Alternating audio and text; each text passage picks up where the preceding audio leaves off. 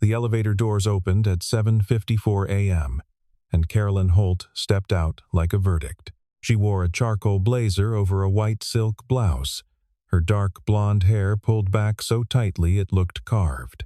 42 floors above downtown Chicago, the headquarters of Holt Meridian Capital occupied the entire top floor of the Strickland building. All glass and cold light and silence that felt designed to remind you of your place in the hierarchy. Most employees were already at their desks by 7:45. The ones who weren't knew better than to show up at all. Carolyn was 36. She had run this company for 4 years, since her predecessor retired and left her a firm with a reputation for precision and a balance sheet that made investors sleep soundly. She had not done it by being warm.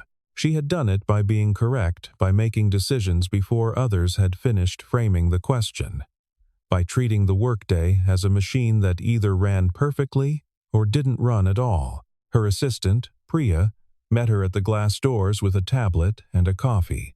Morning. You have the Meridian West review at 9. Boardroom is set. Henderson's team confirmed. All 12 are present. The Lakeview numbers? On your desk. Good. Carolyn took the coffee and kept walking. She had not smiled yet. She rarely did before 10. The department heads cleared a path without thinking about it. They had learned, over 4 years, that Carolyn Holt moved through space differently than other people, not because she was cruel, though some would have used that word, but because she existed on a frequency tuned to outcome. She saw what was there, not what might be. She heard what was said, not what was meant. Nuance, she believed, was what people hid behind when they couldn't deliver. There was one rule she enforced without exception, above all others. Time, not as a personal quirk, as a philosophy. When you're late, she had told a new hire during her second week as CEO. You are making a statement. You are saying that your time matters more than everyone else's. I will not accept that statement in this building. She had meant it. In 4 years, she had let go of 7 people for habitual lateness. Not with hostility, with paperwork and a clean expression. The 8th was already inside the building that morning. She just didn't know it yet. His name was Daniel Marsh. He was 38 years old. He worked in the building services division, the people who kept the elevators calibrated and the HVAC running and the server room from overheating. Not glamorous work, the kind of work that only became visible when something broke. He had been at Holt Meridian for 2 years and 3 months, and in that entire stretch, his name had appeared in the attendance log exactly twice, both times for arriving 90 seconds early. Daniel Marsh was, by every metric available, a reliable man. He was also, this morning, not here. His shift started at 7:30. By 8:15, there was still no sign of him. 2 of his colleagues in building services had noticed. Teresa Kwan, who handled electrical maintenance, had sent him 2 messages with no reply. Marcus Webb, the floor supervisor, had logged it as a no-show and flagged it to HR. He'd done it reluctantly, because Marcus had known Daniel for 2 years and knew that no-show was not a category Daniel belonged in. But the flag had already been sent, and Carolyn Holt had already seen it. The boardroom at Holt Meridian seated 20. For the Meridian West review, 12 chairs were filled by department heads and senior analysts. The 13th chair, the one closest to the door, was for the facilities liaison, whose job was to confirm that all building systems were cleared for the infrastructure upgrade discussion happening that morning. That chair was empty. Carolyn noticed it the moment she walked in at 8:58. She set her folder on the table and looked at Priya, who stood near the door. "Where is Marsh?" "Not in the building yet, Miss Holt." "Badge hasn't scanned." "Who called him?" Marcus Webb called twice. No answer. The room was very quiet. 12 people looked at their hands, or their screens, or a point on the wall that wasn't Carolyn's face. She sat down. She opened her folder. She ran the meeting without him, pulling the facilities notes from the shared drive and delivering them herself. It was not difficult. It was not even particularly inconvenient, but it was wrong, and Carolyn Holt felt wrongness the way other people felt temperature immediately, physically, before it could be reasoned away. By 9:45, the meeting was wrapping up. The door behind her opened. She did not turn around immediately. She waited until she'd finished the sentence she was speaking, then set down her pen with a deliberateness that the room recognized and turned. Daniel Marsh was standing in the doorway. He was wearing the same gray facilities uniform he always wore, but the left sleeve was damp, and there was a streak of dried mud along the side of one boot. His hair was wet at the temples, despite the morning being dry. He was breathing the way a man breathes when he has been moving fast for a long time and is trying not to show it. His jaw was set, his eyes were not afraid, and that was perhaps the strangest thing about the moment, because everyone in that room was a little afraid of what came next. He was not. "Mr. Marsh," Carolyn said. Her voice was level, not loud. "Miss Holt." He stepped inside the room. "I know I'm late. I'm sorry." That was it. No explanation. No preamble. No reaching into his pocket for a doctor's note or a traffic report or a phone showing 3 missed calls. Just, "I'm sorry." One of the analysts coughed. Someone shifted in their chair. Carolyn looked at him for a long moment. She thought, briefly, of asking for an explanation. She had done it before. For other employees, offered them the courtesy of a hearing. But something about the plainness of his apology, the absence of any attempt to explain himself, felt like a choice. Like he had decided not to bother, and she interpreted that as a different kind of disrespect. "You were scheduled for this meeting," she said. "Your input was required. You did not call ahead. You did not send a message. You did not make any arrangement for your absence." She paused. "This is not the first conversation I've had about time in this building." "No," he said. "I know. Then you understand what comes next." He didn't answer. "You're terminated, Mr. Marsh. Effective immediately. Priya will handle the paperwork." She looked back down at her folder. "Thank you for your service to the company." The room was absolutely silent. Not the comfortable silence of a concluded argument, the held-breath silence of a room full of people watching something and not being able to look away. Daniel Marsh stood there for 3 seconds. Then he nodded once, turned, and walked out. He didn't slam the door.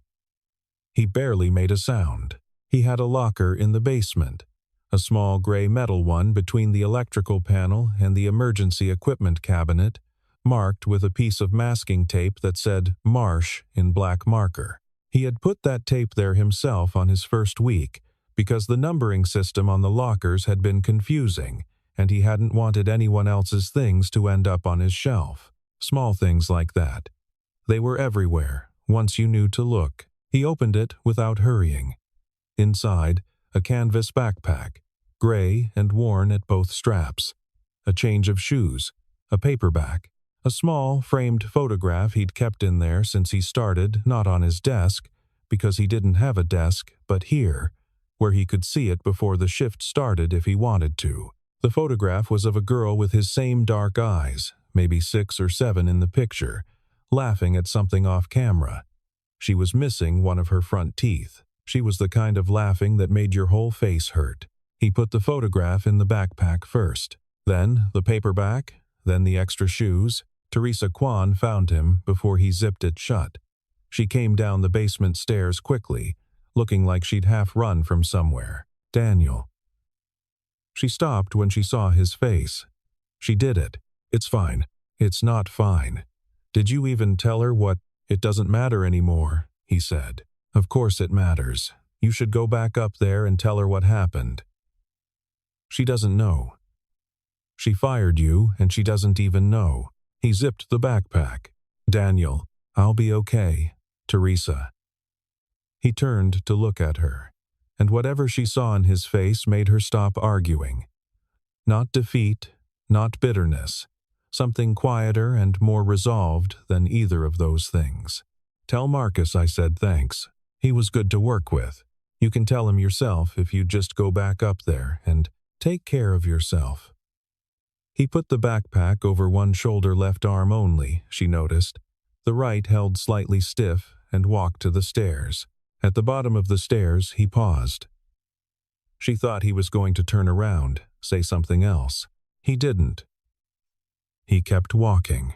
Upstairs, in the lobby, two of the junior analysts watched him push through the revolving door and disappear into the street. One of them said something low and dismissive to the other. The other laughed. Neither of them knew what they were laughing at. Carolyn was at her desk by 10:15, working through the Lakeview numbers with a red pen and the focus of someone trying to outrun a feeling she hadn't named yet. The feeling was small. She was practiced at keeping small feelings small. The numbers were straightforward.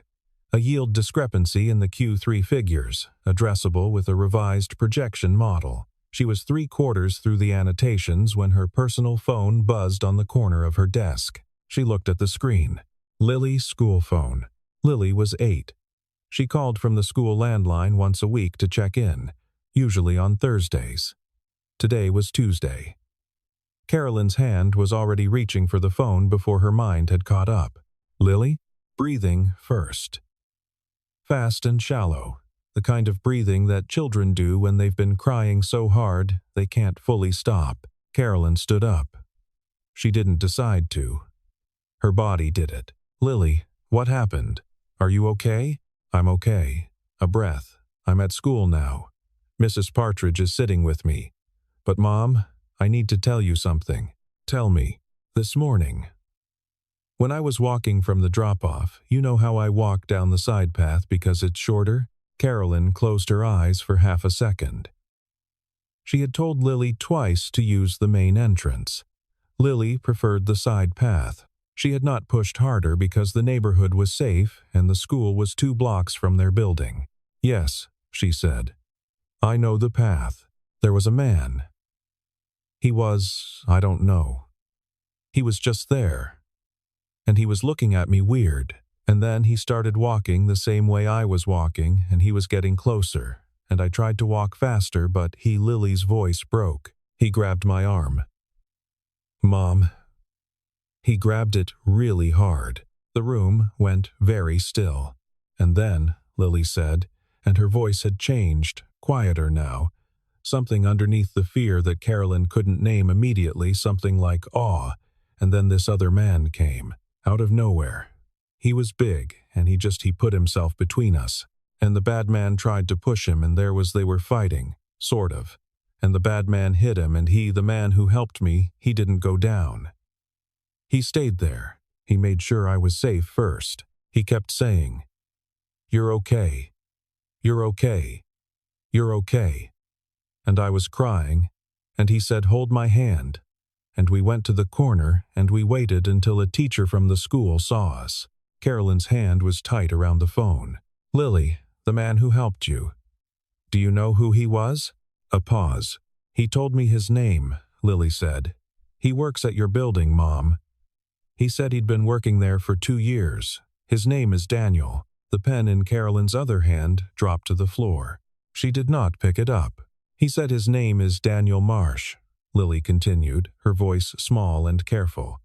I asked him if you knew him, and he said yes. He said he worked in building services. Another breath, slower now. Mom.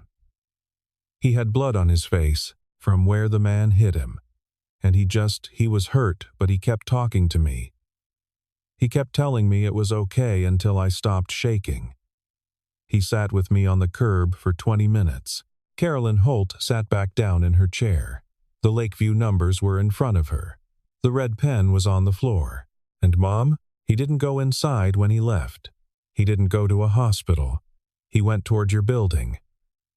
Silence. He's the one you fired today, Lily said. Isn't he? It was not a question. The school sent her the police report at 10:47. She was already in the car, phone pressed to the car's speaker. Priya on the line pulling the building's security cross-references. Grove Street is 3 blocks east of the building's side entrance, Priya said.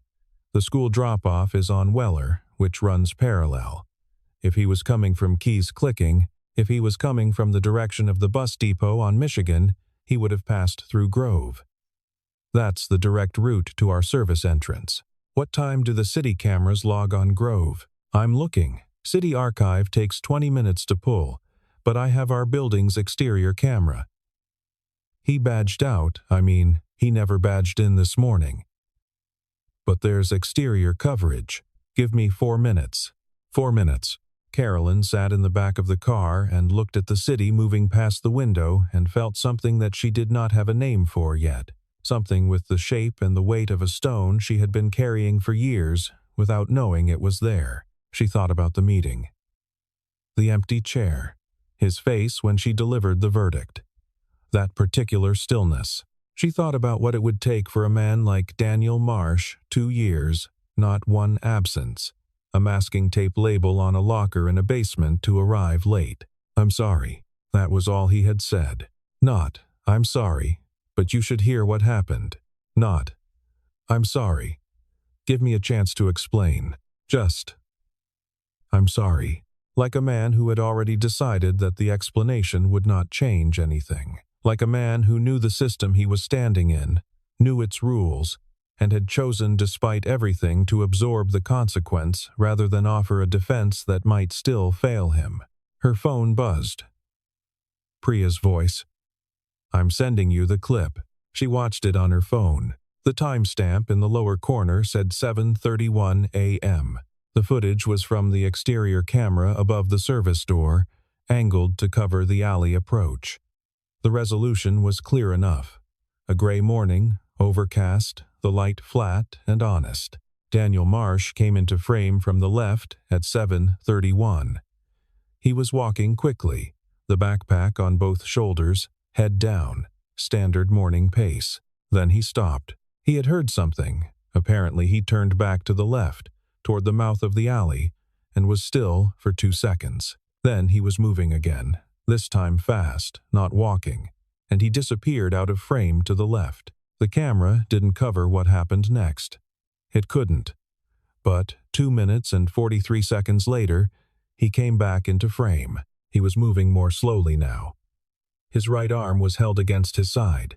There was a girl with him, small, 8 years old, dark hair pulled back, her school backpack askew, her face turned toward him with an expression that even in low-resolution footage was unmistakable, pure and absolute trust. He walked her to the corner of the frame. He crouched down to her level, said something. She nodded. He put a hand briefly on her shoulder. Then he straightened, waited until someone, a school aide in a yellow vest, appeared at the corner and came toward them. And then he turned back toward the building. He stood at the service door for a moment. He seemed to adjust the backpack on his shoulders. The right arm was clearly wrong, held stiff, favoring it. He wiped his face with the back of his left hand. Then he went in. He went to work. He went to a meeting he had already missed, to face a consequence he already knew was coming, and he did not explain himself. Carolyn stopped the video.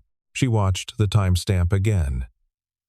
7:31 to 7:34, 3 minutes elapsed from when he entered the frame to when he came back with Lily. 3 minutes. 3 minutes in which something violent and significant had happened to him, and he had absorbed it, steadied a frightened child, handed her to safety, and gone to his shift. Priya, she said, find out where he is. While the car was moving, she pulled his personnel file on her tablet. Priya had flagged it to her inbox. Carolyn opened it with the same clinical efficiency she applied to everything, expecting 2 pages of standard building services records. She got 12. Daniel Marsh, 38.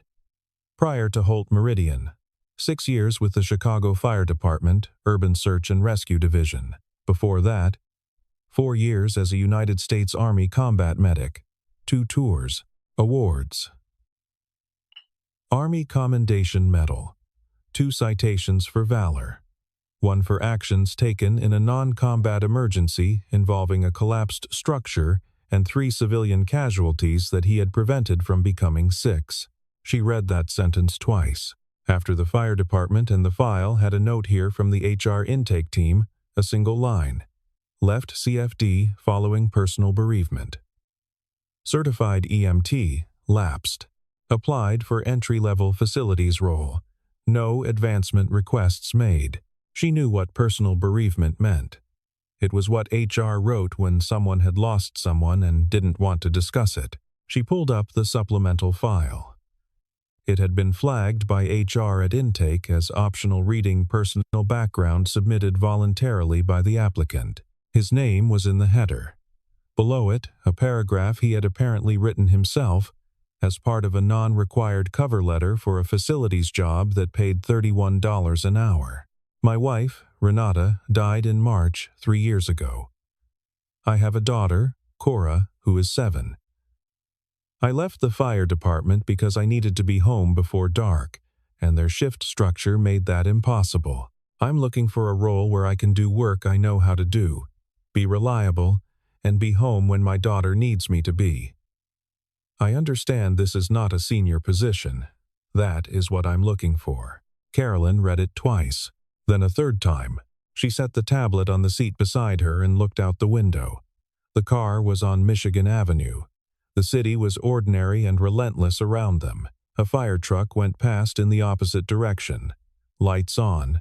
No siren yet. She thought about a man who had been decorated for valor twice, who had pulled people out of rubble, who had spent 10 years running toward the thing everyone else ran from, who had then looked at a facilities role at a mid-size capital firm and thought, yes, this is what I need, to be home before dark. She thought about the empty chair. She thought about, I'm sorry. She thought about a 7-year-old girl named Cora and a framed photograph in a locker in a basement. Her phone buzzed. Priya's voice, carefully neutral. He's at Street Clements. Urgent care, not emergency.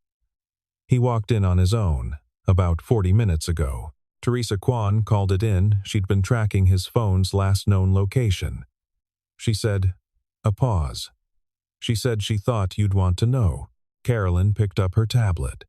She looked at the file one more time, at the Army commendation, at the line about being home before dark, at the photograph she had never seen and would not see for another hour. Tell the driver, she said. The urgent care on West Division was small and clean and smelled like antiseptic and the particular anxiety of people waiting to hear something they didn't want to hear. A woman with a toddler in a carrier sat near the window. An older man was filling out a form with a hand that shook slightly. The television in the corner was showing a cooking program with the sound off. Carolyn Holt walked in wearing her charcoal blazer and her silk blouse and the expression she typically wore going into difficult negotiations, and the woman at the front desk looked up and immediately understood that this was not a patient. I'm looking for a patient. Daniel Marsh. He would have come in about 40 minutes ago. I can't confirm patient information to. I'm his employer. She paused. Former employer. I need to speak with him. A beat of professional judgment from the woman at the desk. He's in Bay 3, she said. He said no visitors, but she looked at Carolyn's face. I'll let him know you're here. Carolyn sat in one of the chairs near the wall. She did not look at her phone. She did not review documents. She sat with her hands in her lap and looked at the cooking program on the television, unseeing, and waited. She did not wait long. He said you can come back. The woman at the desk was already moving. Bay 3. The curtain to Bay 3 was half open. A nurse, young, efficient, was finishing up a wrap on Daniel's right forearm. He was sitting on the examination table in his work pants and a hospital gown, his uniform shirt folded on the chair beside him. There was a narrow line of butterfly closures above his left eyebrow, and the bruising along his jaw was already coloring purple and deep red, blooming in the way that facial bruises did when the swelling was still building. He looked up when she came through the curtain. He did not look surprised. The nurse finished the wrap, said something to him in a low voice, and left without making eye contact with Carolyn. The silence lasted a moment. How did you know I was here? He asked. Teresa Kwan. Something moved across his face, not quite a smile. Good of her. Carolyn stood near the curtain. She was a woman who was precise in most things, who chose her words carefully and delivered them with the confidence of someone who expected them to land where she aimed. She stood there and found that no words were available. They were all wrong. Everything she could say was wrong in a different way. Daniel Marsh looked at his bandaged arm. 3 cracked ribs, he said, without being asked. Cracked, not broken. The forearm is a sprain. They're saying I'll be stiff for 2 weeks. He glanced up.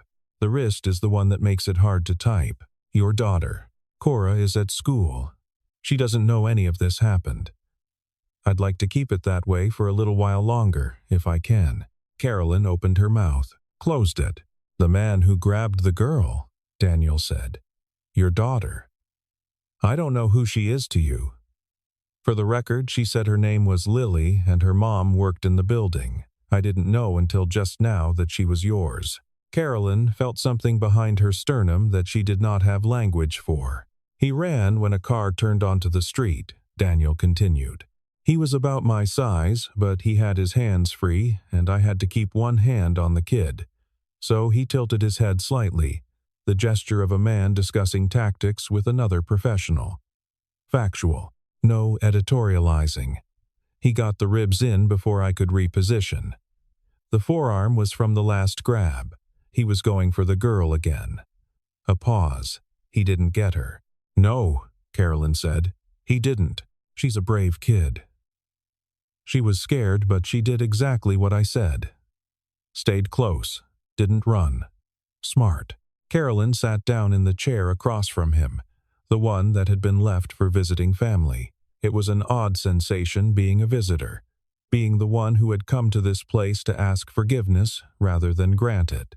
I watched the camera footage, she said. He didn't say anything. You went to work afterward. With 3 cracked ribs, I was late as it was. The simplicity of it hit her like something physical. She looked at the tile floor for a moment. Mr. Marsh, she said, why didn't you tell me what happened? He was quiet for a while, long enough that she thought he wasn't going to answer. Because it wouldn't have changed anything, he said. Or I didn't know if it would. And if it didn't, he stopped, started again. I've been in places where excuses were a currency. You traded them for time, for second chances, and I got tired of watching people spend them. I'd rather be the person who says I'm sorry and means it and takes what comes than the person who explains himself and waits to see if it's enough. Carolyn looked at him. That's either very principled, she said, or very exhausting. Both, he said. Mostly the second one. She stayed for 20 minutes. She said what she needed to say. She did not perform it. Not wrong in the technical sense of having made a decision without sufficient information, though that was true, but wrong in the more complete sense, the sense that she had looked at an empty chair and seen an offense against order rather than a gap that might have been filled with something she didn't know yet. He listened. He did not make it easy by nodding along or offering her absolution before she'd finished. When she was done, he said, You didn't know. I should have asked. Maybe. But you built a system, and the system had rules, and I walked into the system knowing what the rules were. He looked at his bandaged arm. I'm not angry at you. You should be. Probably. A pause. I'm tired more than I'm angry, if I'm being honest. She understood that sentence entirely. Outside, the sky had been building toward something all morning, and it began to rain. First, the kind of thin preliminary rain that serves as an announcement. Then, the real thing, loud against the clinic's narrow windows. The woman with the toddler in the waiting room made a sound of mild exasperation. The cooking program on the TV was still going. I want to offer you your job back, Carolyn said. That's the first thing. And I want to offer you a different role, something that reflects what you're actually capable of. Not building services, something in operations or emergency protocols. We have a safety director position that's been open for 4 months. She paused. It pays more than twice what you were making. You'd have a desk. You could set your own schedule within limits. You'd be home before dark. He was very still. That last part, he said. How did you know to say that? Your cover letter. He looked at his hands for a moment. You read my cover letter for a facilities job, he said. I read everything in your file. I should have read it this morning. She paused. I didn't, because I built a system where that particular information didn't feel necessary until it was. He was quiet for a long time. The rain ran down the window in shifting lines. I'd need a day or two, he said finally. Take whatever time you need. You're on paid leave as of now. For the record, he looked up at that. For the record, he repeated. A pause. Something that wasn't quite a smile but lived in the same neighborhood. She's a good kid, he said again. Your daughter. She asked me.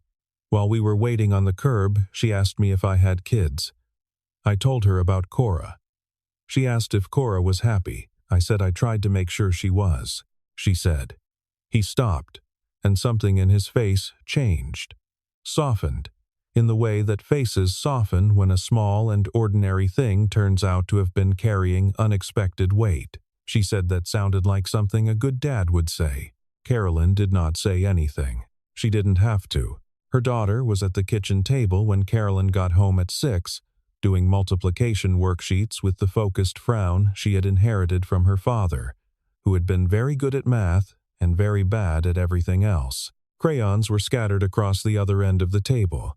A half-eaten apple sat on a paper towel. Everything ordinary.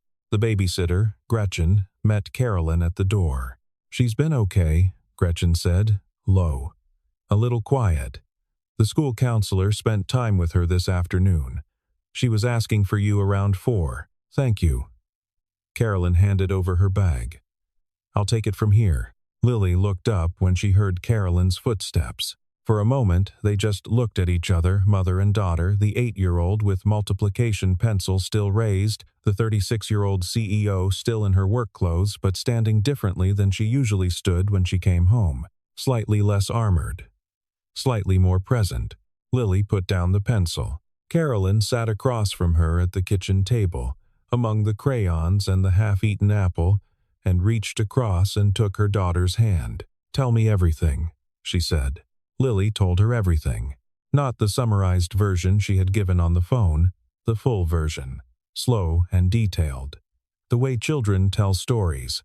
Circling back, adding things they forgot, describing the texture of the curb they sat on, and the color of the aide's yellow vest, and the fact that Daniel's hand had been very cold when she held it but steady, not shaking even though hers was. He had a picture in his pocket, Lily said.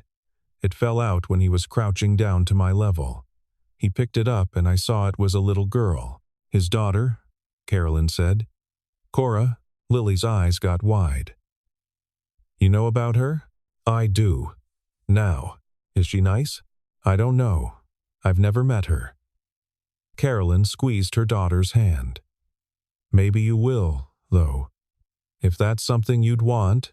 Lily thought about this with the seriousness of an 8-year-old weighing something important. I think I'd want to, she said. I think she must be nice, because he was nice, even when he was hurt. She paused. Mom, why did you fire him? Carolyn was quiet for a moment.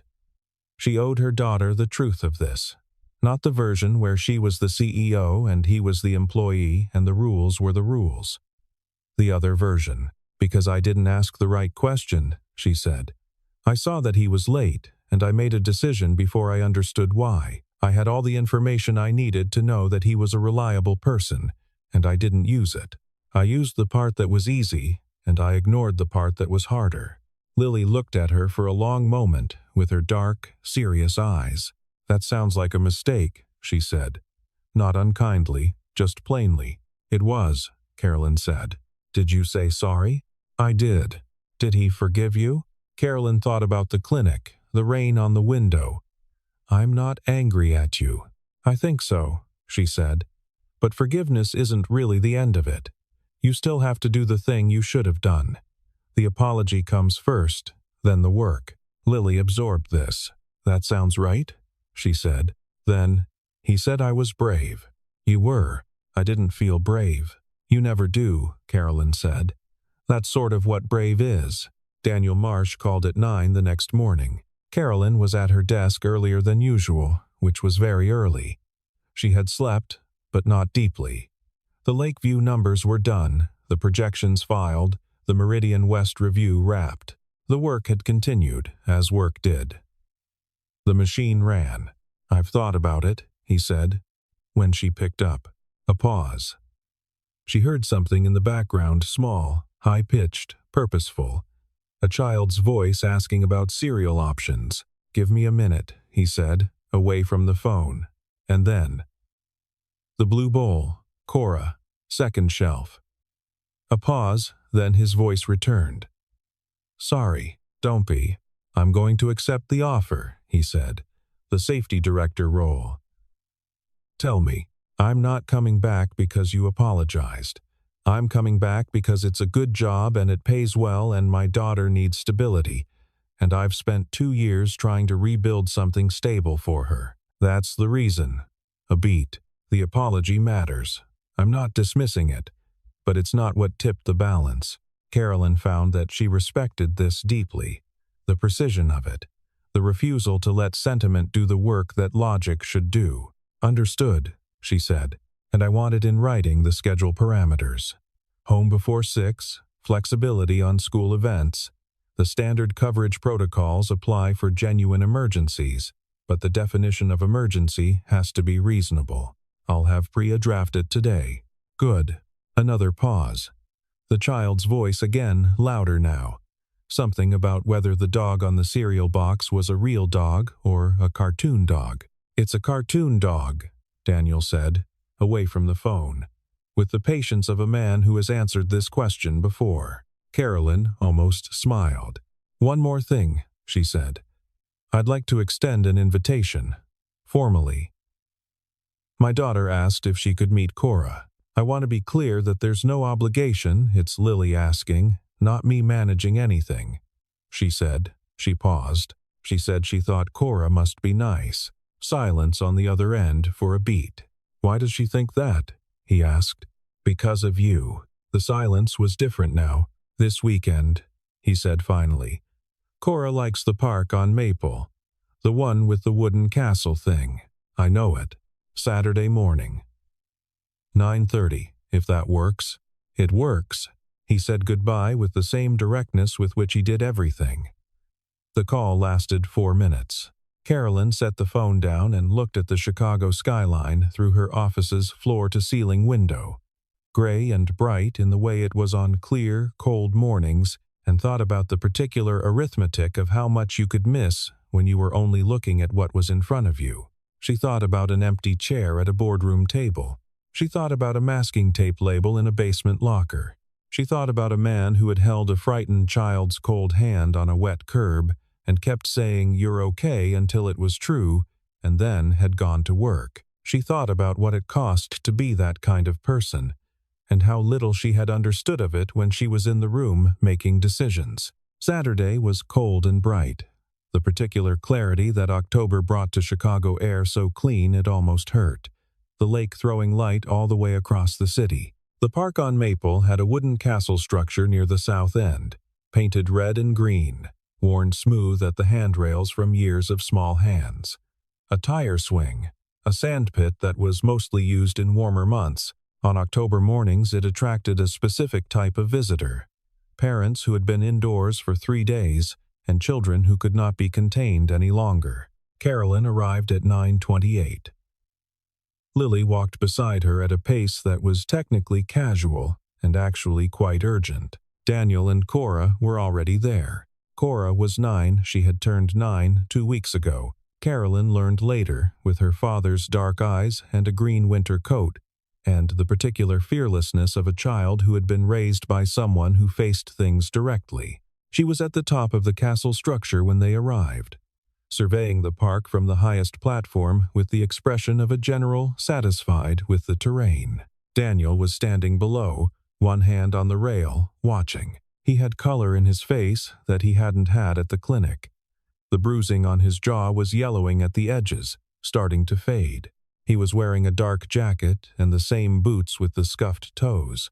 and when he turned and saw them coming across the grass, his expression was something that Carolyn was not sure she had ever aimed at anyone, and which she therefore did not immediately recognize. It was simple openness, nothing guarded in it. Lily was already pulling slightly ahead. Cora came down the castle ladder 2 rungs at a time, which was inadvisable, and landed on both feet at the bottom with a thud that would have alarmed most parents and did not alarm Daniel at all. The 2 girls looked at each other. Children operated on a frequency that adults had mostly forgotten, a quick and instinctive calculus of interest and compatibility that bypassed entirely the slow machinery of adult judgment. Cora said, "Do you want to go on the tire swing? I can push you really high." Lily said, "Okay, but then I push you," and they ran. Carolyn and Daniel stood 20 feet apart and watched their daughters climb over each other at the tire swing with the complete unself-consciousness of children who had decided the other was acceptable. Daniel came to stand beside her. "She was at the top of that castle for 20 minutes before you got here," he said. "She says she's mapping the park. She has a notebook." Carolyn looked. Cora did, in fact, have a small notebook tucked under one arm. "Lily records license plates," Carolyn said. "She has a system. She's trying to find 2 cars with consecutive numbers." A small silence. Not uncomfortable. "How are the ribs?" she asked. "Fine. Better." A pause. "I start Monday. Priya sent the paperwork Friday. She's efficient. She said to tell you the Lakeview secondary projections came in 6% above forecast." Carolyn looked at him. "You talked to Priya about work projections?" "She called to confirm my badge protocol and mentioned it. She seemed pleased." "She would be." Carolyn looked back at the girls, who were now both on the tire swing somehow, which did not seem structurally advisable. "Priya is efficient and also mildly terrifying." "I noticed," he said. "I think we'll get along well." Lily was laughing. The sound of it carried across the park, that particular frequency of uncomplicated delight that 8-year-olds had access to in a way adults mostly didn't. Cora was laughing too. Carolyn watched them and felt something loosen in her chest that had been tight for a long time. Not all the way, not suddenly, but the beginning of loosening, the first crack in a structure she'd spent years reinforcing without examining whether it still needed to be so strong. "She called you a hero," Carolyn said. Lily, on the phone, when she was describing what happened. Daniel was quiet for a moment. She was scared. People use that word when they're scared. She uses it now when she's not scared, too. Carolyn looked at him. She uses it the way she uses words she means. He looked at the girls on the swing. "I just did what was in front of me," he said. "What needed doing." "I know," Carolyn said. "That's the whole thing, isn't it? Knowing what needs doing and doing it without waiting to be acknowledged for it." A pause. "I'm still learning that one," she said. It was, for Carolyn Holt, an unusual admission. She knew it. She made it anyway. Daniel looked at her, and his expression had that same quality she'd noticed at the clinic, that simple openness, unhurried. Nothing performed about it, and then he looked back at his daughter, who had now claimed the entire tire swing, and was spinning slowly with her notebook open and her green coat bright against the gray and gold of the October park. "Cora," he called. She looked up. "What's the reconnaissance report?" Cora consulted her notebook with great seriousness. 2 squirrels on the north bench. 1 dog, medium-sized, probably a lab. The path behind the castle is muddy, but passable. She looked up. "Conditions are good. Good to know," he said. "Yeah. Can Lily stay for lunch after?" He looked at Carolyn. Carolyn looked back. "I don't see why not," she said. Cora returned to her notebook. Lily had acquired a stick from somewhere and was using it to investigate a particularly interesting piece of bark near the castle base. The tire swing moved slowly in the cold, bright air. It was, Carolyn thought, a very ordinary Saturday. The most ordinary possible Saturday. Grass and cold air and children and coffee cooling in a paper cup and the sounds of a park doing what parks do on October mornings. She had almost made it impossible. She was here now,